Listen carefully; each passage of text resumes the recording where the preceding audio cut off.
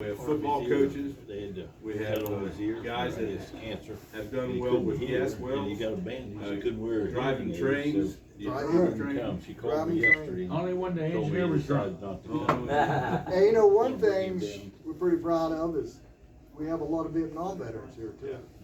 You know, Larry, Jonathan, Lowell, Con. Con, what year was you in Vietnam? 68 and 69. Jonathan? 71. 67, 68. 68, 69.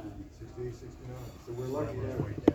Well, Douglas County has a record on that, don't they? That they have per capita had sent more boys from Douglas County to Vietnam. Yeah. More boys from Doddridge County per capita went to Vietnam or enlisted in the service than any county in the United States. I never went, but I fixed a lot of ships to go. Yeah. Sitting in Naples, Italy. Cheryl? Yeah, I was lucky. I never in battle. Thought we was gonna be in battle in the Cuban crisis that time. Oh, yeah. We came up along the My coast dog's that okay time, now.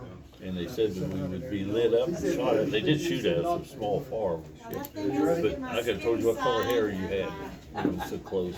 Go back. Okay, you ready? Yep, give me 1 second. Well, I was definitely, you're a girl right up in my heart. Thank you. You're welcome. Oh, you're gonna be with Sweet Bucky here, tea.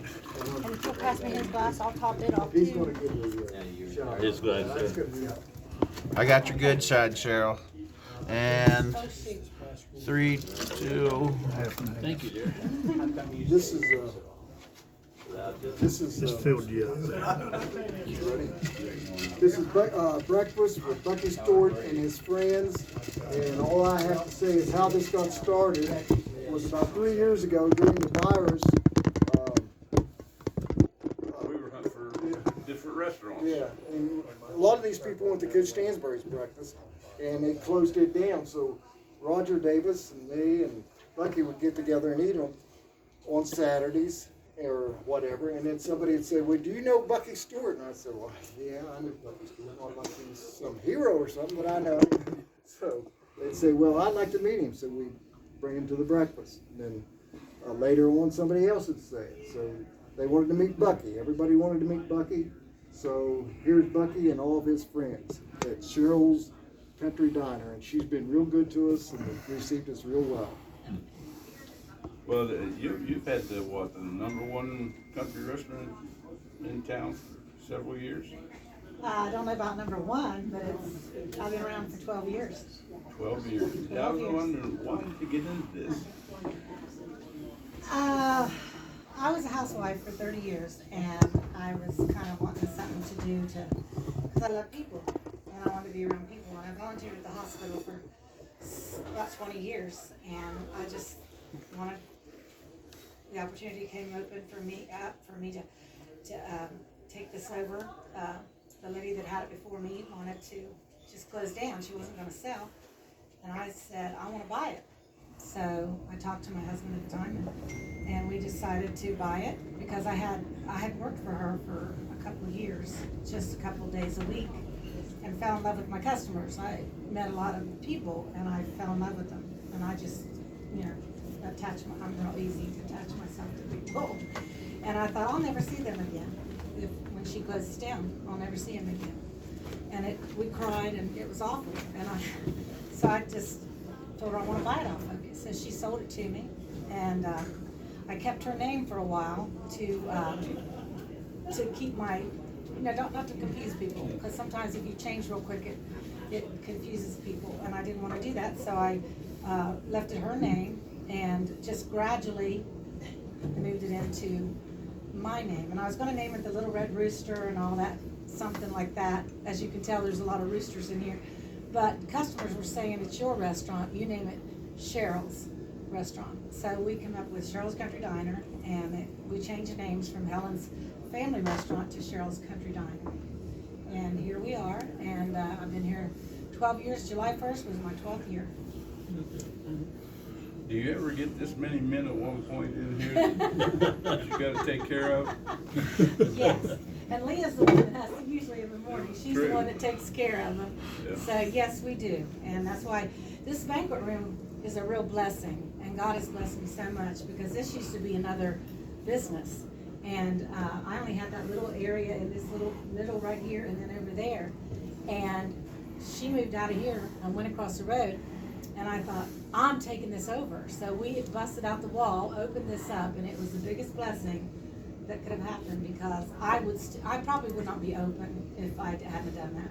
It was just, when we get busy, we need this. It's overflow. Plus we have banquets, and for big groups to come, and it's really helped me a lot to open this up, so.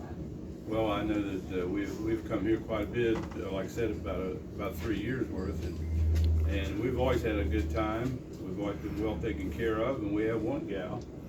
She's out there. She's doing her job. She's doing her job for a fact, but she's really taking care of us.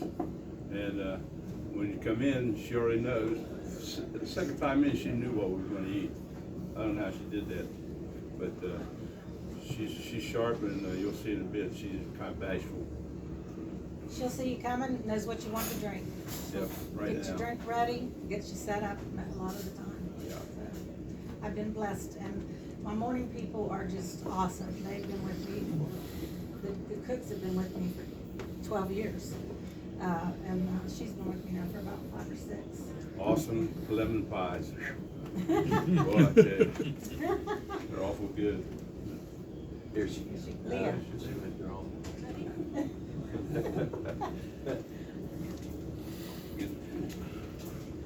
This is Leah. She, the one that helped us out the most. She always came in and always had what we wanted to drink sitting right there waiting on us, and she knew where everybody sat. And but very good. And how long have you worked here? 5 years. 5 years. Ah, and you've done this a lot by yourself, haven't you? I've noticed when you work your backside off. I know you get that. I like being busy. Well, you have a lot of good friends here, acquaintances, Great guys. and we've always been treated very, very well, very well. But I want to thank you too, and I know that you all are the main ones, and thanks. And I guess what we're going to do now, eat. She's gonna write on us, and we're gonna eat, and everybody's just gonna tell their stories. Okay. Well, And I'm sure there's gonna be some Coach Stansbury stories here. Well, yeah, I miss Coach. He was quite instrumental in, I did my student teaching under him, and he did real good, but you know that he has more, as a coach and a teacher, he has more guys that turned out to be ministers than any other coach in West Virginia. It's because he scared the hell out of them. That's what he did. He took it right away from him. But 18 double hockey sticks, he got away. But I wanted to say that in front of Coach, but he didn't make it. He did. So If he didn't scare it, he kicked it out of you, so either way you lost it. so how many guys played for Coach in here? Get a show of hands. Neat. But So, here was a cheerleader. yeah. That's Salem? Oh, Doddridge County. Doddridge County, that's right. Well, we had one guy married a cheerleader in college. Lee, yeah. So, anyways, welcome. We just were wondering how many would show up, and it's a nice crowd, and you guys know it's a real good Christian crowd. We don't talk certain things, because we don't want to get anybody mad.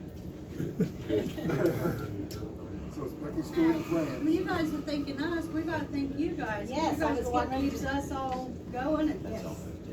paying Yes, the I was gonna bills, say, thank lights. you guys. Well, Thank you. I've enjoyed it, and we'll probably still be doing it the next 3 years. I hope so. Keep me open, so we can bless each other. Right. That's what it's all about. Yeah, thanks. Thank you guys, thank you. Wow. It's all yours, baby. It's yours. Dick, you wanna sit here with Bucky? Mark, what have you been into? Well, Okay, so you can start. You rent your house out there? Gary, you got anything to say? Just talk. I remember the first day of Coach Stansberry's biology class. He walked in, heard a pin drop, nobody said a word. Okay, you guys say grace, I'll I'm come gonna get say this. grace. Our Heavenly Father, we thank you for all that's gathered here. Watch over them as they go back home. We thank you for people who really help us out here. Pray that you will bless this food, that might nourish and strengthen our bodies. Just pray in Jesus' name. Amen. You got a story? All about Coach Stansberry. Yeah, First morning his biology class, he walked in and nobody said a word. And he had that little storage area behind his desk. He reached in there and got a paddle, laid it on the desk, and he said, that paddle can't tell a boy from a girl. Other than on the wall, he never had any trouble in class.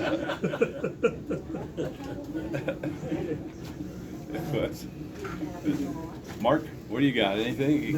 I know you were real close to him. You liked him real well.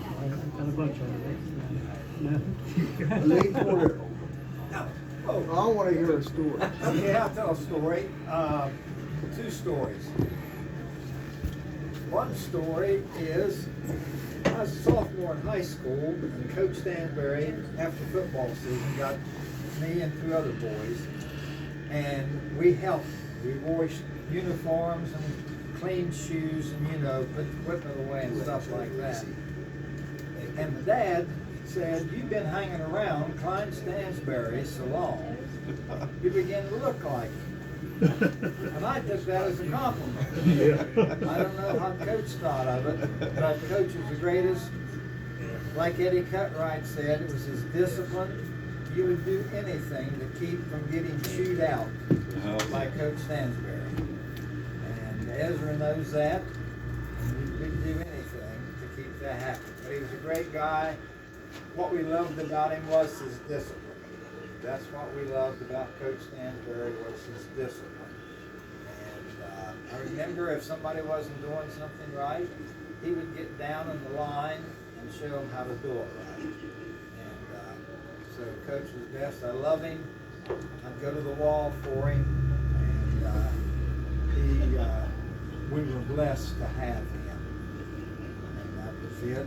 Second story, I graduated Salem College 1965. Football was over my head. My knees are still good, and I got to marry the cheerleader. Cheers. Hey, would you tell us the one story about the eyeball? Finding the eyeball on the football field and getting out on the field? Yeah, that's a good story. Salem College was playing Fairmont State at Heights Field in Parkersburg. And I was along the sideline. They had this fence there to keep you out of the football field and everything. So I'm down there at the end. And I snuck inside, and I was inside the fence. And this guy was down there, and he was crying. And I kind of sat beside him. I said, "Hey, what's up?" He said, "I got bad news." And I said, "What's the news? What's going on?" And he said, "I lost my glass eye." I said, "Where'd you lose it?" He said, "I don't know. I think down in the end zone." So he and I got down, crawled on the end zone while they were playing football on the other end. And I always considered the fact I did get in a college football game. Right. Did you find the eye? Yeah, we found the eye. Shoes, cream, potatoes? Found the eye. Orange He juice? licks and pops it back in. Will that pick up the video? What's the big one? Will that pick up the audio? Yeah, oh, yeah. It's smaller than this. Just a little smaller than that. Well, let's see. Who we got? One thing, we done it before it was on film. We're pretty lucky. We have, how many people went to Vietnam here? Conway here? 68, 69. I went to Canada. No, what year? 71. What year? 67. About the same time. At the same time.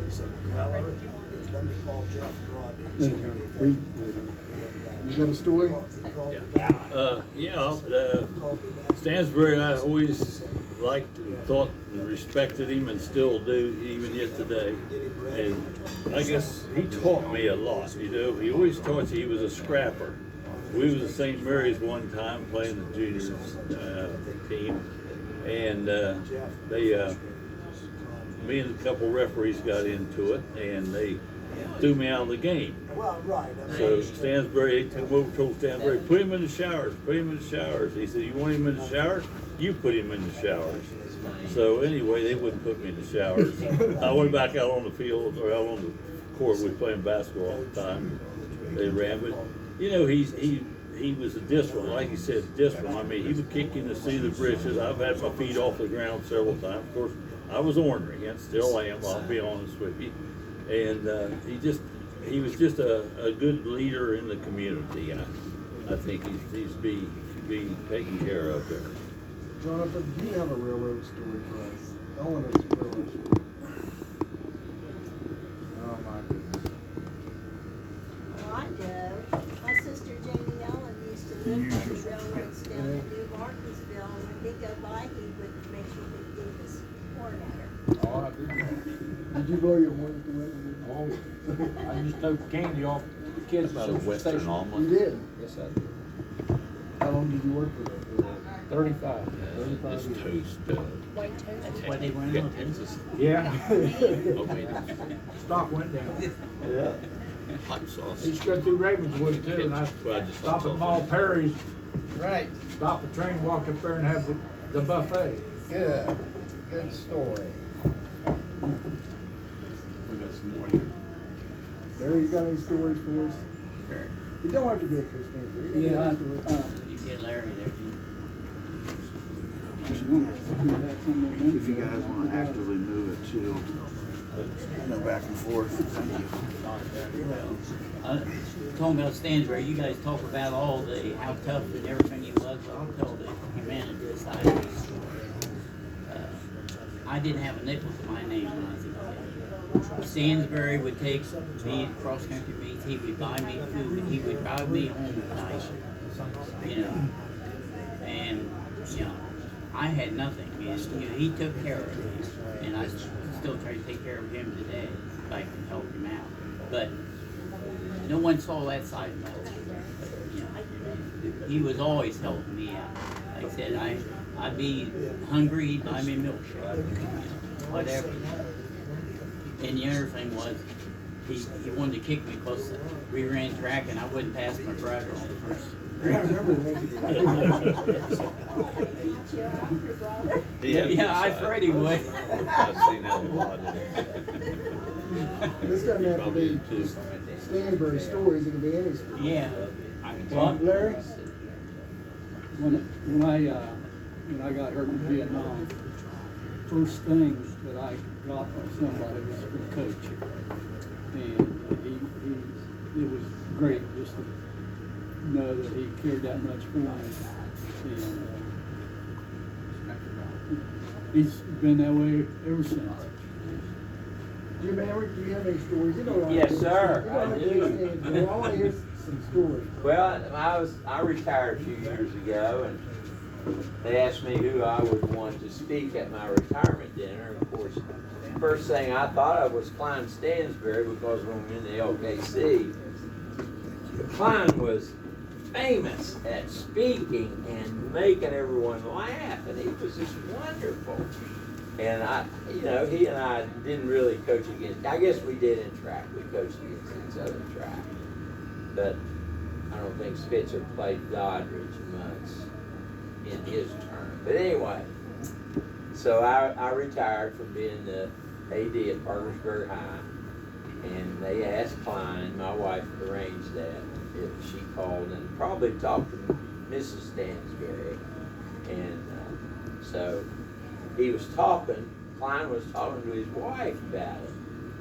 He said, his wife said, they want you to speak at Jim Hammer's retirement dinner. And Klein, he said this at my dinner. He said, Jim Hammer. Jim Hammer. Who in the hell's Jim Hammer?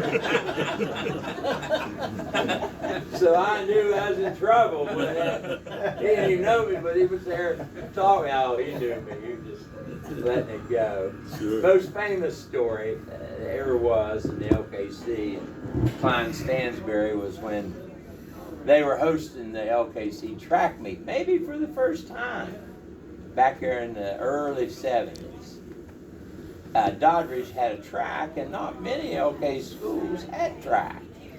So he was hosting. Boy, he wanted things to be right. He had spent a week, maybe longer, making sure everything was just right. Lining the track. It was cinder track, wasn't it, in the early days? Lining that track for 5 or 6 lanes. Had it about right. Oh, down there he had the discus on the football field and the shot close by. I mean, they'd work their ass off getting that ready to go. So, some kid come across that bridge from the highway over there and come around through there and did a few donuts right in the field. And we were standing up there by the concession stand, all the coaches getting ready to meet, getting ready to talk about the track meet. And Klein hollered, "Get that son of a bitch! I'm the mayor of this town. I'll put his ass in jail." And of course, that's just something that we just, all of us, just resonated in our head for years. Him saying, "Get that son of a bitch!" You all can hear him say it, couldn't you? Oh yeah. Oh, he was a wonderful, wonderful man. Had a beautiful wife. And, I mean, he's still a good man. I was telling Craig knows about why he couldn't come today. Maybe he should tell you all that. But I wish he'd been here. But it sure is nice being with you guys, because you all know him very well. Every one of you do. Jim, how about giving us a little story about your life? I mean, you telling us about Walton. Oh, it's pretty boring, really. I want to hear something. Where did you play high school? Where did you play I was a college? Spencer guy. I was born and raised there in Spencer. My dad sold cars there for a number of years. Had a pretty good life. We had a farm for a little bit, and we found out real quick we weren't farmers. So about 5 years of that, we moved on from that. Of course, my dad expected all me and my sister and my mother to work on it. None of us liked it very well. But anyway, we did learn a lot. And then I went on to Oklahoma at a junior college and played football. Graduated from a 4-year school out there. Came back to Rome County to teach and coach. And the only real position they had open coaching was at Walton, West Virginia. How many of you been to Walton, West Virginia? Not many people go to Walton. You gotta want to go there. It's not just a pass-through place. It's kind of the end of the road there, really. But anyway, I started at Walton first day. I graduated in July out there with a degree in physical education and business. And I came back to coach football, and I drove all night to get there, and it was the first year, some of you might remember this, it was the first year they had football practice starts 1st August instead of the 15th of August. Most of us that played high school football, it's 15th August. Right, Ezra? You're right. I mean, it's that way everywhere in West Virginia. And then all of a sudden they changed it first. Well, I don't think them guys at Walton knew much about it. And I got that. So when my first day of practice, I had 9 guys show up. And you know it takes 11 to play a game. Well, I guess you could play with 9, but you'd have to have 7 on the line of scrimmage. You know how that goes. So I had to go out and recruit. And goodness to my farm experience, because all those people in those days were farmers. So as I went around Walton, different places where the kids lived, I would assist them in their chores a little bit to try to get me on their good side, thinking maybe I was all right. Well, I think I ended up about 15 that year. And we really were a pretty tough bunch of hombres, but no skill. Couldn't score. So we got beat quite a bit. But the last game, we were playing Anstead. How many of you remember Anstead? They had this record for the longest time as the longest regular season winning streak. They had like 40-some games that they went without losing a regular season game. Phenomenal in those days. Well, we played Anstead the last game of the season. And I heard about this later on. The coach at that time, one of those guys named Eads, he told, at that time there was no deer hunting in southern West Virginia. This wasn't any deer. They were all up in Hardy County, up in there in the Mineral County, up in that area. So anybody that was deer hunting had to go and stay several days at a cabin and, stay all night and and a lot of those guys' dads had cabins, had places to stay. So the coach said, well, we're playing Walton. They're 0-9. Any of you guys that's planning on going deer hunting, go ahead. We'll go down there and we'll play without you.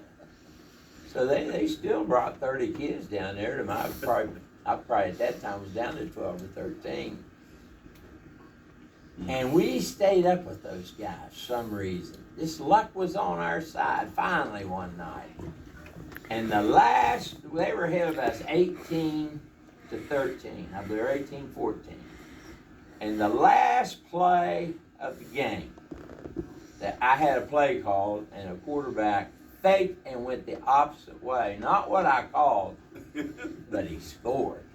And we won the game. If they'd had one more play, they'd beat us. It was just like that. So we celebrated all winter at Walton. Man, we were lucky, and we were blessed to have won that game. And then my point is, after that, Anstead went on a 40-some game winning streak. So I feel like I had a little bit to do with history. We started their win. Yeah, we started their winning streak. Were you in Spencer when Tom T. Hall was a disc jockey? Yes, I was. Yes, I was. And he was just another guy then. But you could just tell with his voice, it was so obvious that he had it. He had it.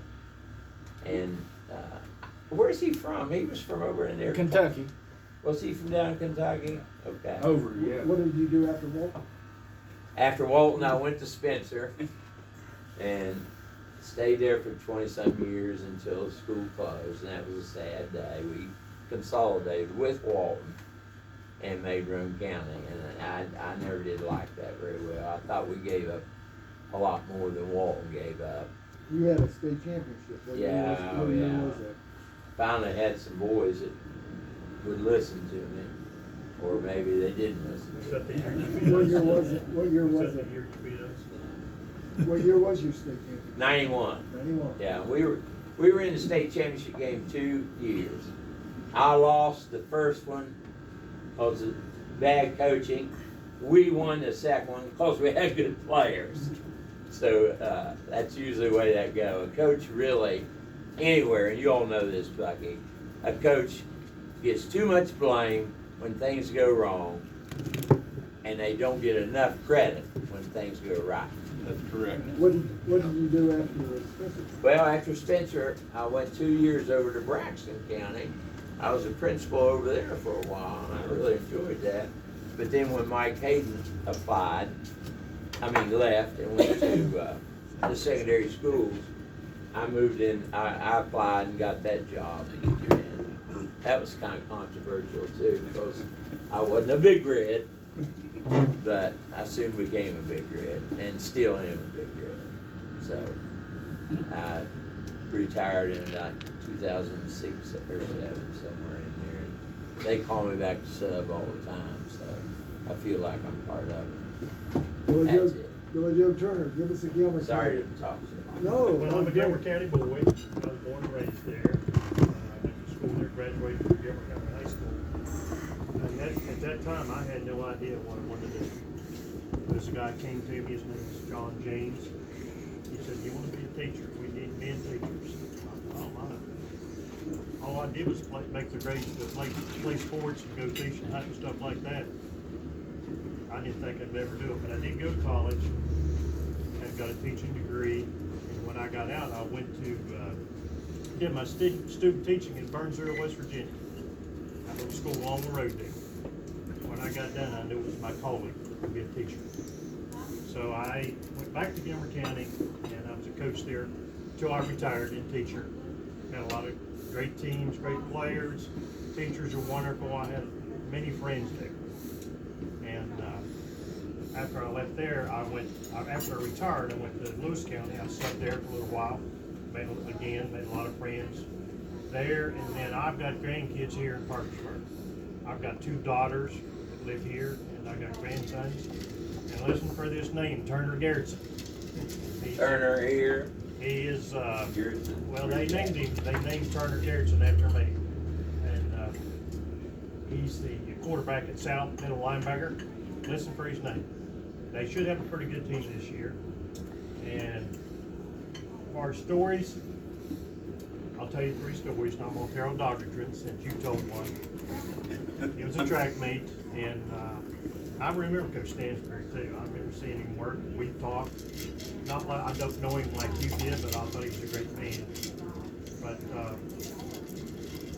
there was a track meet, and I had this one boy you had to keep an eye on all the time. You had to have a leash on him, and he run distance races.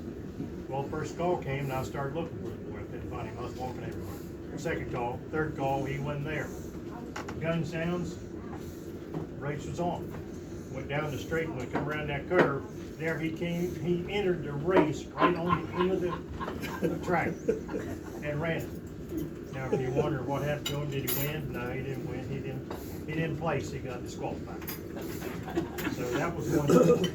Then he talked about Walton. We used to play football up there, and they had these big heaters that hung. It's really cold. And we got somebody to come in and light it. He forward for a long time, so you could smell the gas fuming out there. He finally got it lit, and anybody within 10 feet, when it lit, it blew out there, and it blew it burnt the hair off the people in their eyebrows. I remember that. Basketball story, we just won a big game. We was going home, and the cheerleading coach, Nancy McVaney, good friend of ours too. She wanted the girls to sit with the boys. I said, "Nancy, that's against the rules. We can't do that." She said, "Oh, it's all right. You just won a game. Let's celebrate." She talked me into it, but by the time we got back to Glenville, the principal and the superintendent found out about it, and we called in the next day. We didn't get fired, but we definitely weren't going to do that again. And as far as teaching and coaching, probably the best time I've ever had in my life. It's great. Every day when I get up, my feet hit the floor. In my mind, I was going to go make a positive difference in somebody's life. So, Joe, one thing you had a 19-1 record one year in basketball. I did. What was that team like? What's that? What was that team like? I mean, what was it? Oh, we were loaded. We had it inside and out. They were a great team. And the team that beat us, we beat them 3 times during the year, over 30 points. We had 2 times right here in the Christmas tournament. We get in the tournament, and all of a sudden, the ball wouldn't go in. I mean, we had plenty of opportunities, and we got beat by 12. And yeah, it was pretty rough. They had before the season even started, they had our reservations down at Charleston. They were planning on us winning, but we didn't get it done. And that's all I got to say. Greg Keller. Before you start, you told us a joke coming down. Tell us that joke. About the dog? About the dog. This guy walking down the street, and he sees a sign up there that says "Talking Dog for Sale." So, well, I'm gonna go check on that talking dog. So walked up the steps and there on the porch was the man, the owner, and the dog. Anyway, the guy asked the owner, said, what's the story here? Is this the dog that talks? He goes, yes, it is. Go ahead and talk to him. So he looked at the dog and he said, well, tell me your story, dog. The dog goes, well, I've led a full life. He goes, I was a rescue dog in the Alps when I was young, and I came back to the States for a while. And eventually I served in foreign duty in Iraq with the soldiers. Now I'm a little older, I don't move as well, so all I do is read to the residents of the retirement home. Man goes, that's amazing. That's amazing. He looks at the owner, he goes, why would you want to sell a dog like that? He goes, because he's a liar. He never did any of that stuff. Greg Keller is probably the most humblest person I've ever met. He's probably won somewhere around 20 state championships. I don't know if that's a state record or not. He'll never tell you that, but I'll tell you. And I know growing up with him, he's a Christian. He's a good family man. He taught upper division math, and his ACT scored double mine. So he's something else. But let's hear some more stories.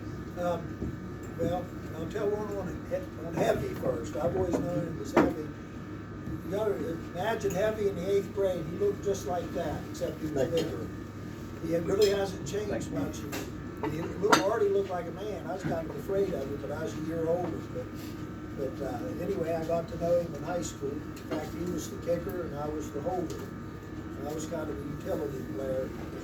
And then I started on defense. But so one game I want to tell about. You know how you have ordinary guys on your team. Most football teams have, don't they? Not necessarily evil, but just a little bit ornery. But what happened was we took the lead against Pine Grove Valley on our homecoming game, which happened to be the day that Coach Stansbury fell off the press box and broke his hip. So we didn't have Coach coaching us that day. We took a 7-0 lead, and then Pine Grove scores at some point. They get to a 2-point conversion. It's 8-7. Almost the rest of the game. We get one last chance. And we're kind of driving down. I remember we were on the 19-yard line. We're kind of driving down the field. And one of those days, it was real windy on the end heading towards the 7-11. But anyway, 4th down. I don't know how far out we were, but poor Heavy, he was a good kicker in high school. It was raining and cold. Just a bad day. Here he goes. Yeah. But anyway, it's just the only thing we can do. So it's 4th down, and he kicks it, and I don't even know that it made it to the goalpost. I mean, the wind kind of blew it back. It was rough, but one of their boys was offside. Perry Moore was his name. He was my friend growing up, and they moved to Valley, Letchell at some point. And so anyway, Coach Hawk was our coach that day, and he said, you know, what are we going to do, you know? And he goes, same thing, but fake it. He's leaving, but everybody on the team knew that. You know how the kicker's out there by himself, and all the players are here. And Coach Hawk said, we're going to fake it. Same thing. So basically, I was a holder. I just pick it up and run around right in. And at any rate, Heavy didn't get the word. And so what happened was Kerry Sutton and Dusty Underwood, who were my classmates, I was a year ahead of Heavy, they just went over to him and laid it on him. They said, Hev, you gotta do it. You're the man. You got it. And they knew all the whole time that he wasn't going to be kicking them. They laid it on him, and Heavy was, I think he was under great emotional duress. And the boys claimed at some point, he said, I'm just one man, fellas. And so, of course, they lined up. We faked it. Rodney Trent, I don't know if any of you know that, he went down and out. I mean, there's nobody in that end zone but him. Anybody could have done that.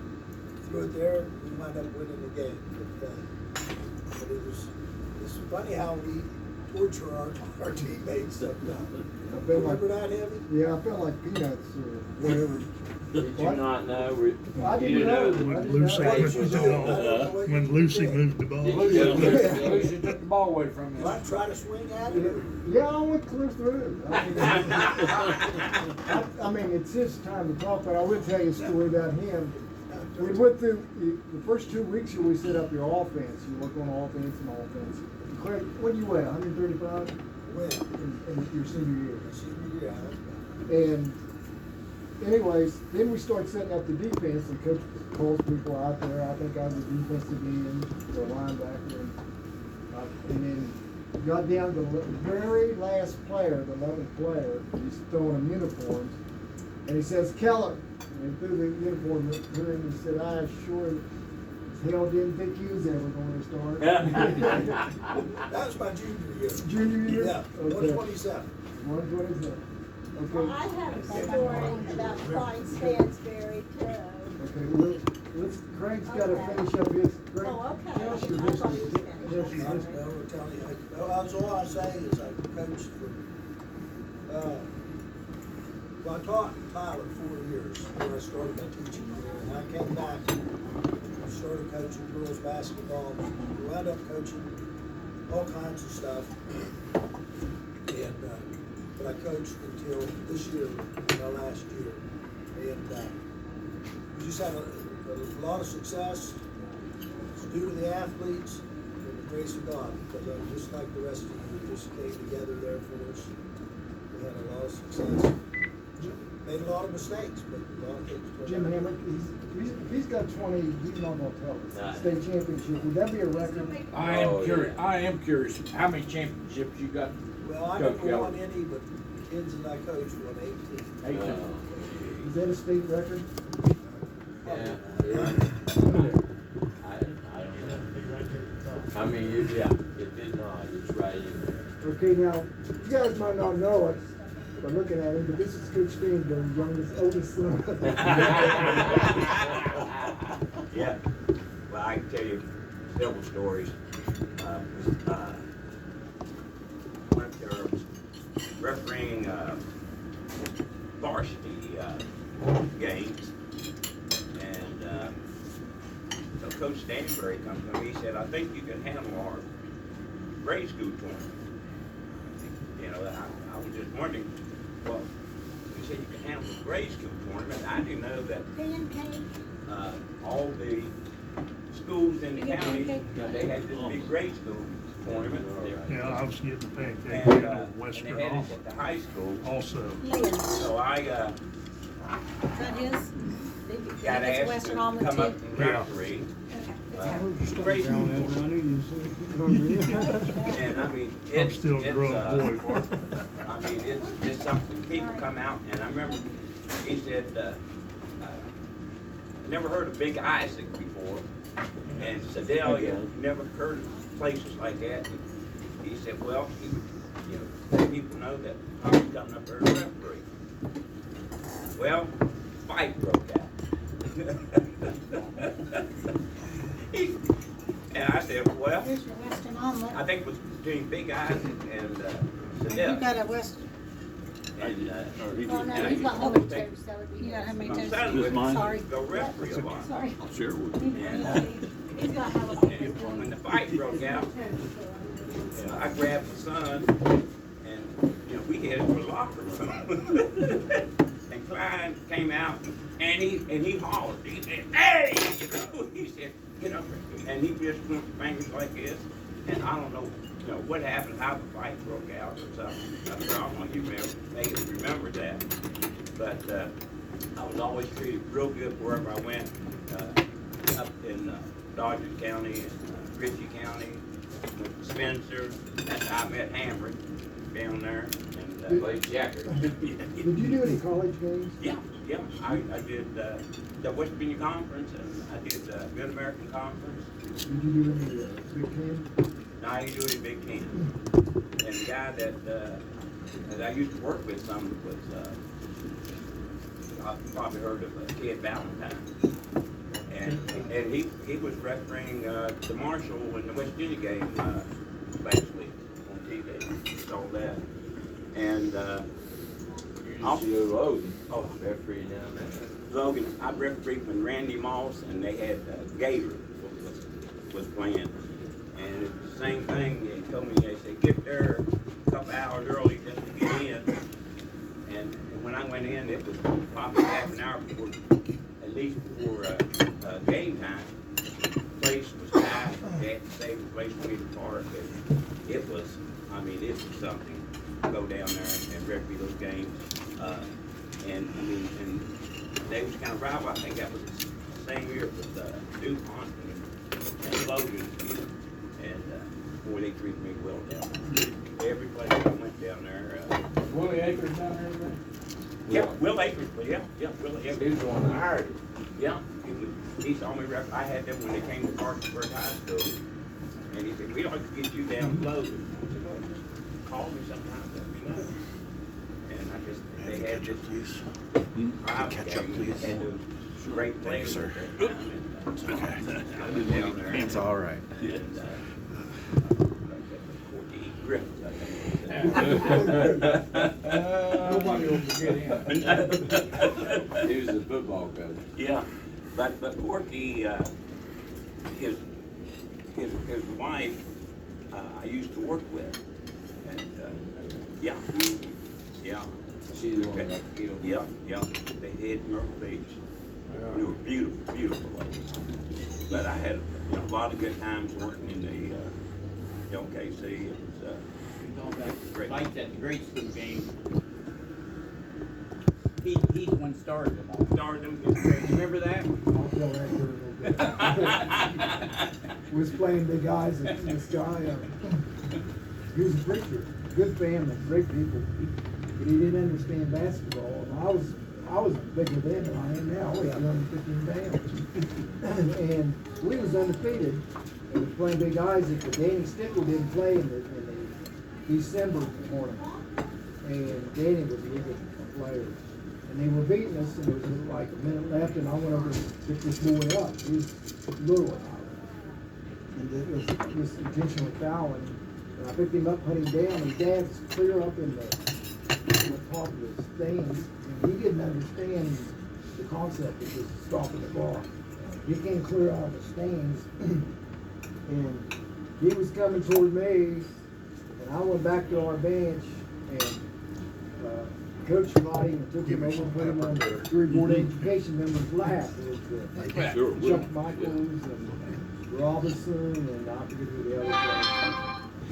And all them boys come back from Vietnam about that time, and they were kind of itchy, and they were all fighting. Remember that, Greg? That hook off.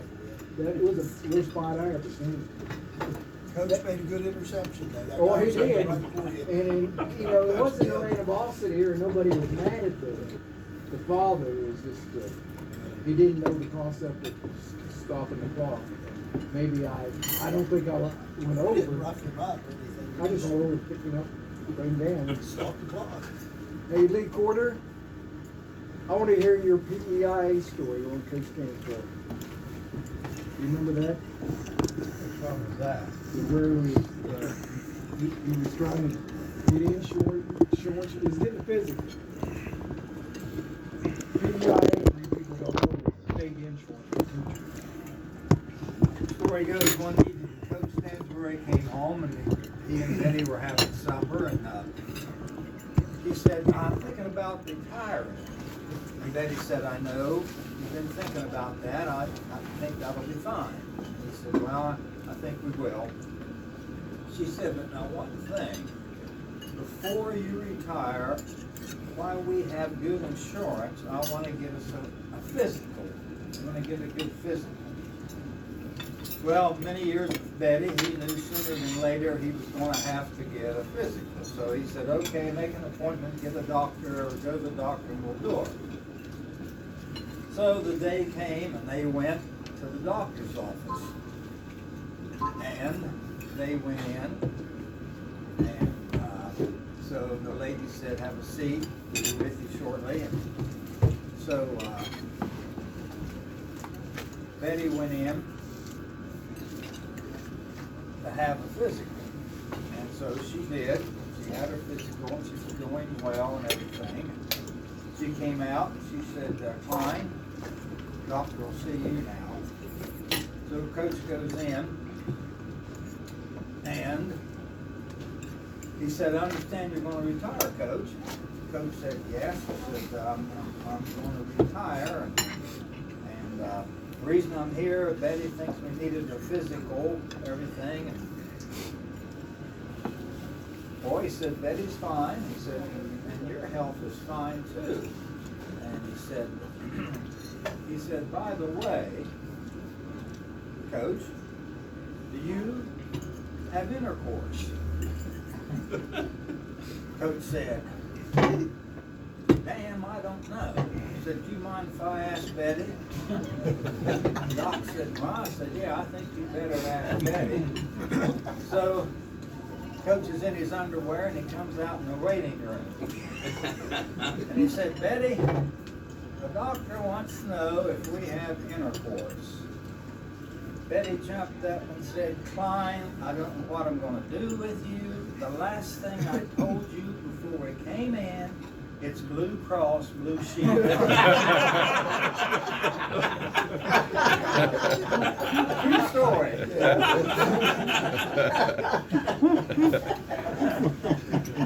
Bucky, let's hear a little bit about your life and, growing up in Sistersville and in Salem College. So I was just sitting at home and I was supposed to play in the LKC ball game and broke my ankle and I couldn't play. So I was just sitting at home and then I just got some people from Salem knocked on the door and told me who they were and that they'd like to see me come over to Salem. So I went there and that's how it started. Who broke your ankle? How'd you get it broken? Well, I didn't know for years till we got together, and I'll tell you, the very first time we got together, I mentioned that, and the guy says, he's sitting here at this table, and he goes, Buck, I'm the one that broke your ankle. And I didn't know that he's the one that hit me, because I hit some mud and I slid, and I was in a precarious situation, and of course he hit me and had a broke ankle. And didn't you just say that snapped on? You could hear all over the stadium. Oh, it hurt. Yeah. Oh, it hurt. When he made his cuts, when I hit him, Yeah. he was just in the wrong position. Yeah, I just kind of slid. And I played with Dick Sturm, and he was the center, and at times I was the punter, and he would punt to me, or center to me, and we were playing Concord, and ball got snapped, and went over my head, and I picked it up, tried to run it, but I wasn't as fast as all those other guys were. But anyhow, we had the ball again, and what happened? Dave Wiggin would run a play called Sally Ran, and it was a big. What it was you'd start a sweep to your right, and you belly back and come back around, and the wall would be set up on the left-hand side. And Dave Wiggin, who was All-American, he was running that ball, and we got down to the goal line, and he got tackled, and the brawl took place. And I remember we were standing on the sideline, Shaky O'Toole, Billy Elias, and Newt Whitaker, and we were all standing on the sideline, and these people were coming out of the stands. But his brother, who was a state trooper, got it stopped. And I always remember he walked right in amongst it, and everybody quit fighting. And I thought that was good. One little story I have, and it doesn't go a long way, but we were playing Pine Grove Valley, and I was at Sistersville, and during the game, the lights went off. And right before the lights went off, there'd have been a penalty markers were thrown, but somebody did something, I don't know what it was at the time. And so it took about 15 minutes, they finally got the lights back on. And these officials were going around, and they were looking, and one of them came over to me and said, Coach, we threw the flags, and we don't know where they are. And here after the football game, we were going home, and a guy named Jay Swisher, bless his heart, he's passed away. But Jay Swisher come up and says, Coach, I think you might need these, and he had 3 flags. And he's the one that took them. And I had a few more good times, but that's about the best. What about when you done your student teaching?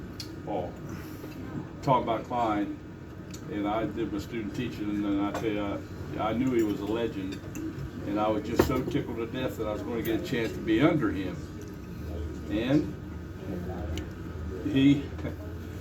we were at a basketball game, and I had come down from Salem just to watch the game because I was a substitute and I wanted to see the kids and see how they acted.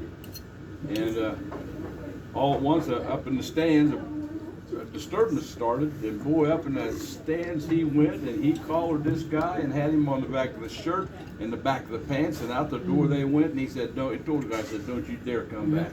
You've had enough." And I kind of, when he came back, I said, "Coach, do I have to do stuff like that?"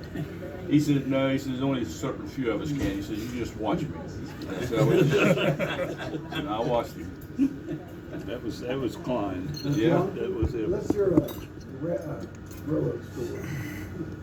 Or growing up here in Parkersburg. Got any stories for us that you can tell? That I can tell. Well, we left Grafton one night with 118 empty grain cars going back to Parkersburg.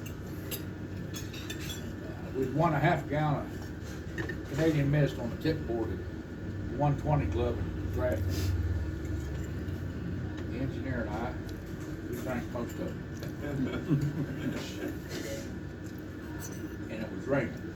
We was coming through Salem. We passed the industrial home for girls, started down the mountain. It's a 7-mile grade. At the bottom is the number 4 tunnel. We could see a rock ahead of us.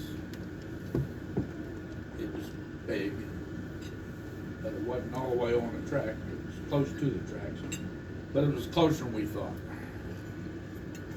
Anyway, we hit the rock, and it didn't knock us off the track. If it would have, I wouldn't be sitting here. We got to Parkersburg and got the door to get off the train. There wasn't no steps. They had 2 engines and took the steps off both engines. And it greased the fuel tanks on both engines. Stick your hand in the grease. And I went home the next day, they wanted to know what happened. Of course, I was sober for that. Yeah. Well, What was it like growing up here in Parkersburg? you got something? Yeah, it was fun. Hey, John Martin wants to say something. Yeah, I'd like to say something. You guys talked about Stanbury, and I don't really know the guy that well. I've heard of him.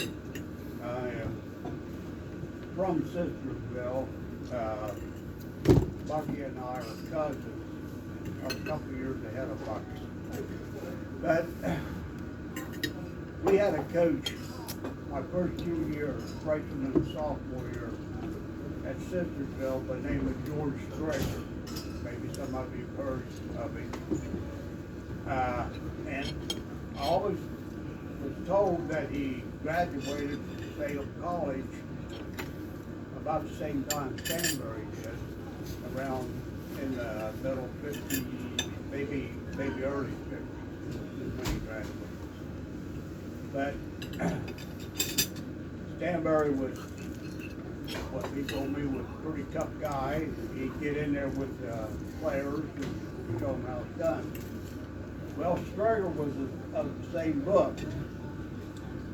I've seen him grab the guard when things didn't go right. He'd throw him out there, and he'd get in there and go full go with the pad, forgot he had it.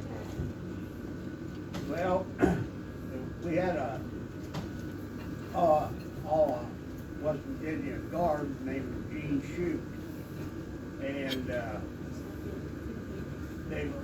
when I was a freshman, I was put on the defense and running the offense, and they ran a sweep. Old guards, Shute came down the field, came up to me, he knew I was a freshman, and he just kind of pushed me to the side. Well, Strager went bananas. He went all over, jumped all over Shute. He went back and he said, "You stay out, Shute." He got in there, he said, "We'll run the same play." They did, came around, Strager was leading them playing guard. They played guard in college also. I thought he was just gonna come down and kind of throw a little foot body block on me. I mean, he wiped me out. Totally wiped me out, knocked me down, and I lay there on the ground, and when he went by me rolling, he kicked me in the side a couple times, you know. And that's the way you learn how to play football, when you didn't play until you were a freshman, until you went on the field, and the coach showed you how you played. Either you took it, and you ended up playing, or you quit.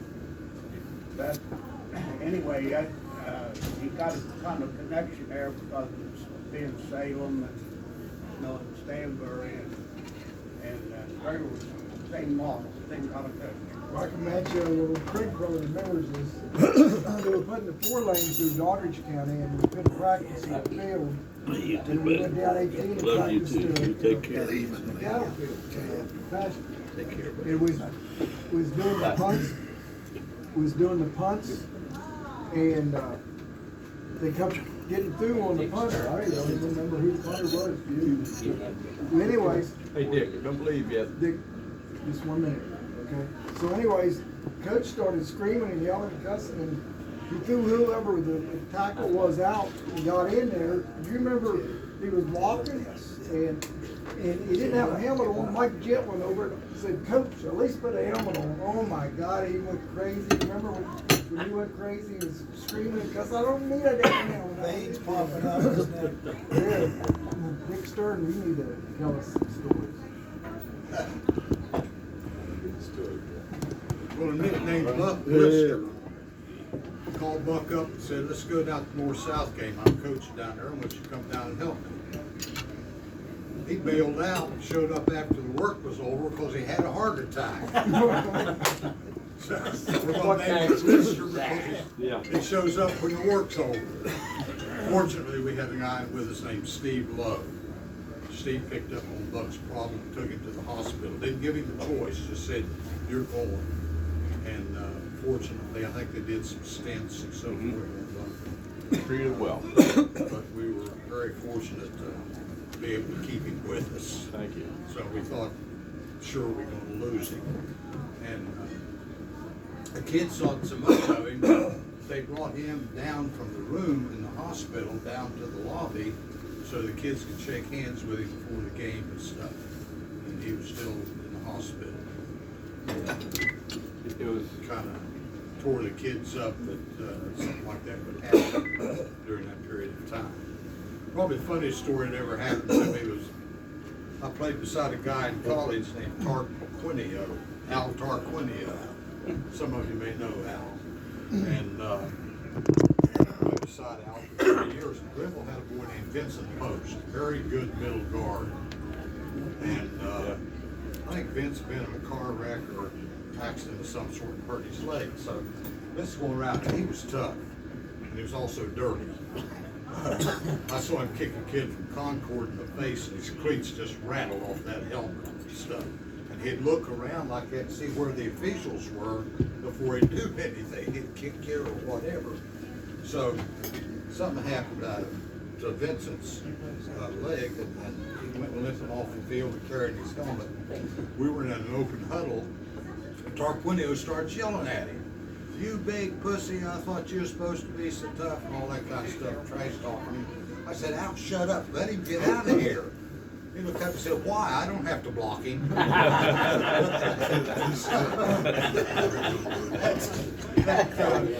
It shows you teammates, you know, sometimes they can be your worst enemy. But Al's never been able to live that down. I was wanting to, before you left, and I didn't know he was going to leave early, your old football coach. Right. This is his nephew. Yeah, we were talking there earlier. Wayne Underwood was What was he like? I mean, we talked about Stanbury. I mean, Wayne Underwood could ask you to run through that wall and do it. I've seen big old tackles, big old burly boys that things wouldn't be going too well, be behind at halftime or something. He coached at a different demeanor. He didn't yell and scream and so forth, and his chalkboard was a floor, concrete floor with a piece of chalk, and so on. And he'd tell that big old burly tackle, said, "Son, I'm disappointed in you. You let me down." Netball like a baby. You just didn't let Coach Underwood down. And I remember he'd come up the road in an old Army surplus truck, say, "Get on." We go up on the West Fork. Some of those boys like Tommy Schaefer and them live about 30 miles away. And they'd go up the West Fork and do like Jim did. He'd ask that farmer, he said, "I want your son to play football. You have your hay down on a certain day." And he'd bring the football players up. That was our weightlifting. And we would help farmers put up their hay so that their boys could be at football practice and stuff. And I told this gentleman, I said, "Coach Underwood's been dead about 50-some years now. You go to the streets of Grantsville, stand on the corner and badmouth Wayne Underwood, you'd have your ass whipped in 5 minutes." I mean, he's just that much the legend. And the traditions and things that he taught us. He didn't just teach football, he taught life skills. And the impression that he's left on so many young men coming through Calhoun High School, it's still alive today because they carry that tradition on. So it was an honor to play for him. And Buck and I played for his brother Ted at Salem. And because of those two gentlemen, I've been very fortunate to be where I am today. The other guy that played at Salem College and played for Calhoun County was an All-American. What was his name? Lanscoy. No. Bob Davis. Vanoy, yeah. Vanoy. Did you play Harry with him? Vanoy. Jake was a couple years ahead of me. He was probably a senior when I was like a freshman. He was an All-American. He was an All-American, wasn't he? Yes, he was, yeah. Jim Hamrick brought it, all of what you was talking about there, what, about a month ago? Yeah. He brought that up just out of the clear blue sky and started talking about it. Coach Underwood. I heard it in the way. And then you got on the internet, there's stuff, there's stuff out. But we didn't know that he played pro football either.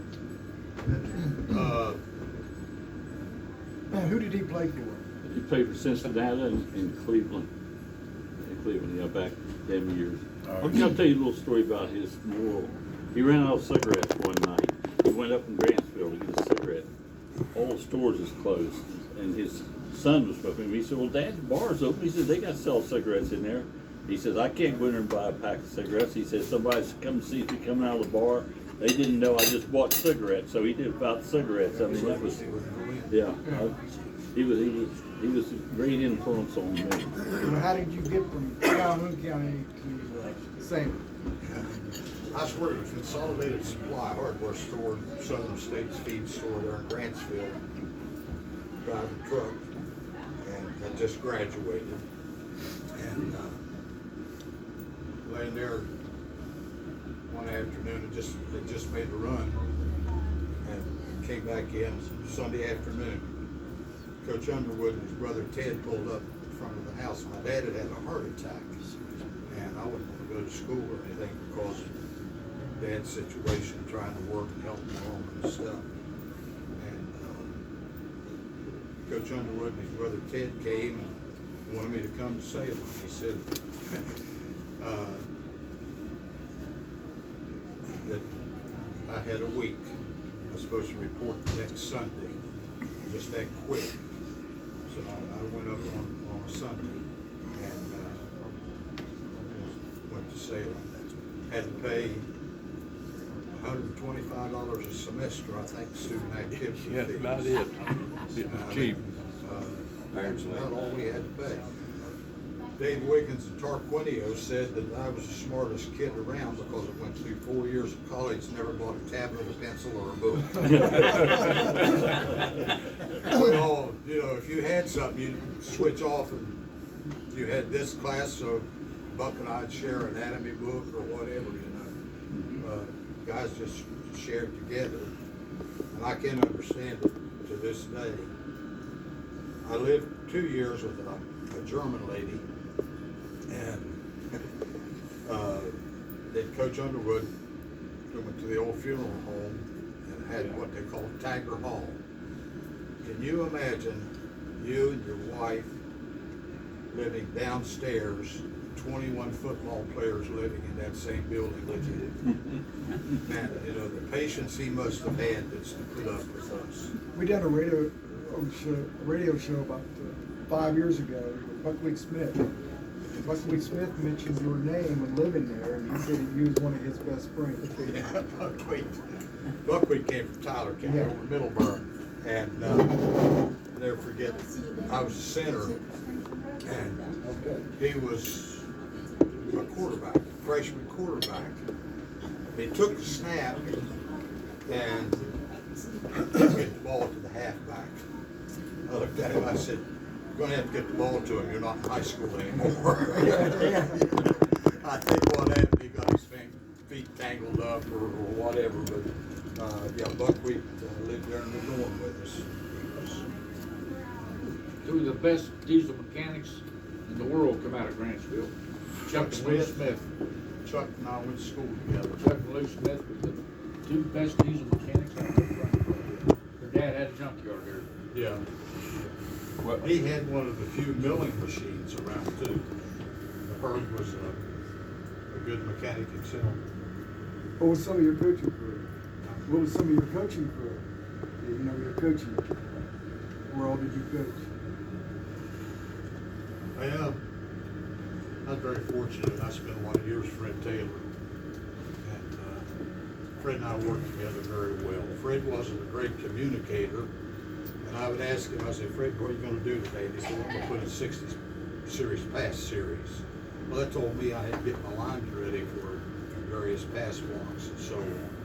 But we'd worked together so long that we just knew each other's habits and so on. And we had some good years. We had some lean years. It runs in cycles. I don't care where you are. Years you think you're going to be tough, everybody else is tough. Years you're down a little bit, somebody else is down. So it runs in cycles. But you guys had a nice cycle of good athletes. Yeah, definitely. That because of Kaiser Aluminum and how they transferred people in and out of there. At that time, Kaiser Aluminum had over 1,000 employees, didn't they, Dad? One time we had about 4,000. There you go. You can have a pretty good football team now, something like that. Yeah. That's why Magnolia really good for so long. Yeah, that's the same thing. You're right. We did get some people in that way. You know, Dick, one thing I do remember the most about all of us, when we showed up at Salem, there were only 13 freshmen. That's what we had. And when we showed up on the football field the first day, the varsity offense was waiting for us. And the coach put all of us 13 on the defense. And I remember I stood around the pile and I got jacked in the back hard and, hurt. And it was Butch Colback. Yeah. And Butch Colback talked like this. And that's how he talked. And boy, he laid it on me. But we all did that first day. I think what Buck's referring to, when we went in at Salem, I think there were only 3 of us that were 18 years old. And I was sitting there, freshman, excited, and my pants, socks, shoes on, had to put these guys start walking in with roses tattooed on our arm and mothering through it, taking their teeth out and putting them in their shirt pocket. Everybody had a tooth. And Billy Connors, the quarterback, his 7-year-old son was there as manager until he had to go back to school. And I thought, what in the hell am I doing here? What have I got myself into? You know, these guys are walking in like 6'6", Buck Craig 6'6", 260 or 280 or something like that. And here I'm a high school kid thinking, what am I doing here? You know, and but what would happen, coaches go around, he'd coach in the military, and he'd call Fort Knox and these different places, and if they had kids from Western Pennsylvania, Western Virginia, Eastern Ohio, that were getting out of the service, they'd contact them and they'd go to school on GI Bill and they'd use a half scholarship. They'd give you a half scholarship, this one a half scholarship, and they'd use their GI Bill these guys were 25, 26, 27 years old, you know. And like Buck said, they played till the whistle. And I remember a boy named John Wolf, might have been Buck that he hit, went across the pile running off tackle play. And he went across the pile and hit somebody in the back. I mean, just buckled him. And Coach jumped on him. He said, Coach, you said go to the whistle. Well, I didn't hear the whistle. He went across the pile and hit somebody right in the back. And I remember Tom Cuppett, they put me in front of Cuppett and told me, he said, submarine. Coach kept running this off tackle play trying to get it. I submarine, Cuppett looked at me and he said, don't do that. Well, Clem, that assistant coach, said, submarine him again. They're going to keep running that play till they get it to where they want it. So I submarined that. Cuppett didn't even try to block me. He just stood up and stuck his foot right in the middle of my back. And he said, I told you that'll get you hurt. So I didn't submarine anymore. These guys, it's just hard to explain. They would take you under their wing and teach you, but if you didn't listen, they found ways to convince you to listen. Oh, I'd like to tell some more stories, but I guess that'll have to be another time. I want to tell you something. You talked about money going to college. Wayne laid bricks up there, you know, where the IGA store is, that hill. Yeah. And he laid bricks to work his way through Salem College. That's how he did it on that street. He told me one time, pointed it out to me. He said, I laid the bricks up that street there between Willie Buchan House and there. He said that's how he worked his way through college. There's a lot of us. I remember Buck and I did a student teaching. Guys didn't have enough clothes, so you wear a blue shirt today, and tomorrow you might wear that blue shirt. You traded clothes around and stuff. Do your student teaching stuff. One guy said, we're going through school, we have a whole lot of nothing. There you go, that's right. Guys, be careful going home. Nice meeting you. Hey, we got one more story here. Everybody knows. Right here. Everybody knows Corky Griffin. Right. Okay, Oh, that's this good. is another story. Okay. Okay. Dick Stern went to Salem College and had a buddy named Eldon McVickers, and they were tight. Eldon came from where, Dick? Masontown. Masontown, up there. So anyway, deer season came in, and they wanted to go deer hunting. Eldon had a car, Dick didn't. But Dick knew this farmer out in Doddridge County that they could hunt on. So deer season opened, Dick and Eldon went out deer hunting in the wilds of Doddridge County. Got a deer. We're coming back into Salem. Stern said, pull over here, we're going to do something different. McDicker said, what's up? He said, just pull over, we'll take care of it. So he pulled over, got out. Dick got the deer, sat it in the front seat, and they tied Dick on the damn fender and into Salem College, into Salem right there. It's good to see you. Take care. I heard that before. Thanks for coming. Let's hear, Justin gets back, let's hear another railroad story. I believe they tied Corky on there. I'll tell you something about the GI Bill. I got a letter from every college in the state of West Virginia that wanted me to go to school to get that GI Bill money. I haven't got one from Jay Rockefeller when he was the president of West Virginia Wesley. He ran for governor, Archmore whipped his ass. And they had to keep him in the state so he could run for governor the next time. So they made him the president of West Virginia Wesley College. And he sent me a letter wanting my GI Bill money. But nobody got it. Nobody got it. You guys, LK played there in '58, and we was in, me and a boy by the name of Jackie Ashcraft, we roomed together. So the coach come up and knocked on the door that night, we were asleep. And he told everybody, he said, that's the way them do, now you should be doing the same thing. Well, we weren't asleep, we was driving a couple girls. So I don't think that coach ever did find out. Sue's got a good story here. All right. I want to tell you a little bit about Sue. if you're ever hungry, if you ever need something to eat, just stop at her house, she'll feed you. I've got grandkids at Steps and expects me to have a meal for them in a matter of seconds. But anyway, Bob had, biology decline, and I was also one of his freshman cheerleaders. Well, one time was going to a game. He, for some reason, they didn't have room for us cheerleaders on his bus. On the bus. So he stepped up and swept us all into his vehicle and drove us to that game. But on the way, we had stopped and had ordered meals for us, and we ate our supper. And then after that, we went ahead to the game. And I probably would believe that everybody in the new client was colorful. Okay?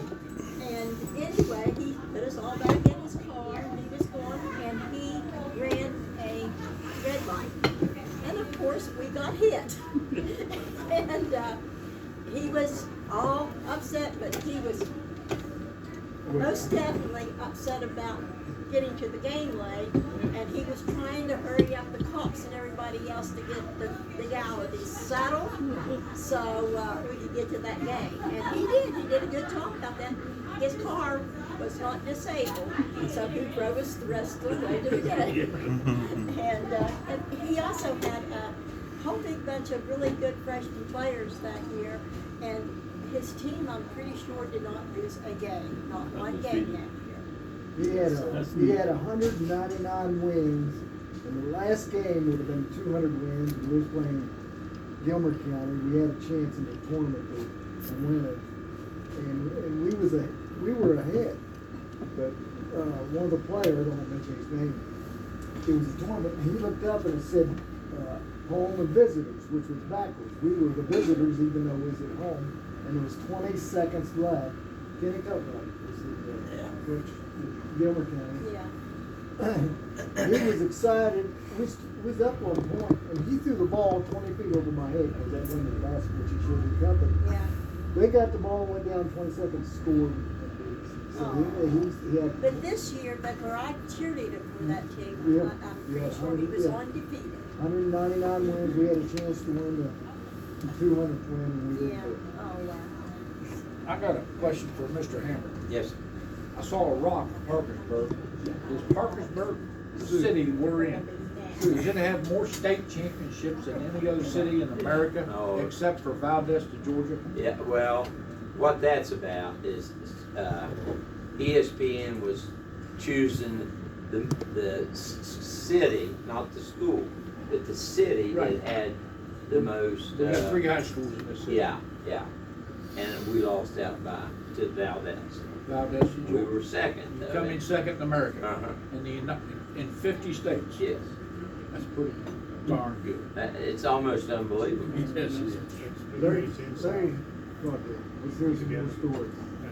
Yeah. And Parkersburg. You don't have any? You want to take off? How about you, Harry? I got 2 here in about 5 minutes. No. You I wanna was just thinking about, he's talking about. say your goodbyes? Buying his car, I was that 55 Yeah. Chevy wagon. I got to get to work. He had, we go on a track meet, that dip there on 16 going to St. Mary's. I said, I wonder how fast this thing will go. Full of kids, he got to 95. I said, boy.